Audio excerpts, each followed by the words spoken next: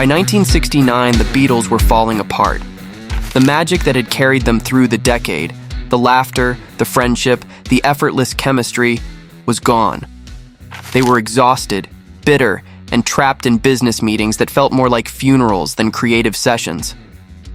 George Harrison, the quiet one, had begun to fade into the background. For years, he'd watched John and Paul dominate the songwriting. Every idea he brought to the table was met with polite indifference or quiet dismissal. He felt invisible in the world's most famous band. But one morning, in a garden just outside London, something changed. George picked up an acoustic guitar, and the darkness that had surrounded the Beatles for months began to lift. That song was "Here Comes the Sun." It happened at Eric Clapton's country home in April 1969. George had skipped a scheduled Apple business meeting, something almost unthinkable at the time. He was tired of contracts, tired of lawyers, tired of everything the Beatles had become. So he did something simple. He went outside. As he walked through the garden, the chill of winter finally breaking, he felt the warmth of spring for the first time in months. He later said, "It was just a relief to be away from it all. The endless meetings. The sun was shining and I felt free again." That feeling became a song. He sat under a tree, picked up Clapton's acoustic guitar, and began strumming the melody that would become one of the most beloved songs in the Beatles' catalogue. "Little darling, it's been a long, cold, lonely winter." It wasn't just about the weather. It was about the band. It was about George himself. By the time George brought "Here Comes the Sun" to Abbey Road studios, the Beatles were barely speaking. They had just come out of the disastrous Get Back sessions, a project that had nearly torn them apart. But when George began playing the song, something shifted in the room. Even John Lennon, often dismissive of George's contributions, was silent. Though he was recovering from a car accident and not present for the recording, he later praised the song's beauty. Paul McCartney and Ringo Starr, meanwhile, threw themselves into the arrangement. For the first time in months, there was joy in the studio. George Martin, ever the visionary producer, understood immediately. "It was like light breaking through clouds," he said. "After all the tension, it was pure optimism. Recording 'Here Comes the Sun' wasn't easy, but it was inspired." George led the session with quiet confidence, something rare in those final days. He used a capo on his acoustic guitar to give it that bright, open tone.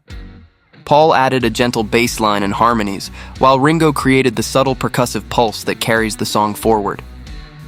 But George wasn't done. He had a new instrument to experiment with, the Moog synthesizer. It was cutting-edge technology, and he used it not as a gimmick, but as texture. Warm, fluid tones that shimmered beneath the guitars. The final track was luminous. Every sound felt alive, the guitar strings like sunlight, the harmonies like a sigh of relief. In just over 3 minutes, George had captured something simple yet profound. Hope after despair. Renewal after decay. "Here Comes the Sun" wasn't written for an audience. It wasn't designed to be a hit. It was written for George himself, a man searching for peace in the middle of chaos. He later explained, "It was about the feeling that everything passes, that even the worst winter eventually turns to spring." That message resonated deeply with the band.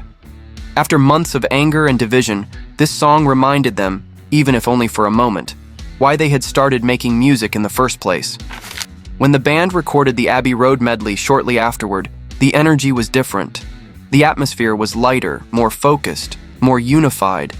And though they didn't know it yet, "Here Comes the Sun" would become their quiet farewell to one another, a moment of shared peace before the end.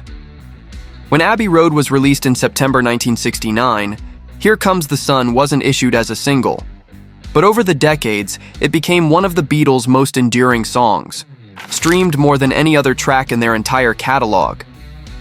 It's the sound of light after darkness, of faith restored, of gentle triumph. Even people who don't know the Beatles know this song.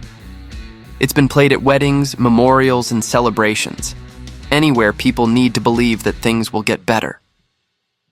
Paul McCartney later said, "It's the perfect song. Every time I hear it, I think, that was George at his very best." Even decades after George's passing, Here Comes the Sun remains his spiritual signature, the song that captured his essence better than any other. In many ways, Here Comes the Sun is the opposite of everything the Beatles were known for.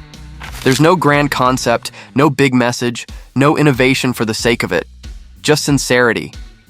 That's why it healed them, because it wasn't about fame or ego. It was about life, about the small miracles that keep us going when everything feels lost.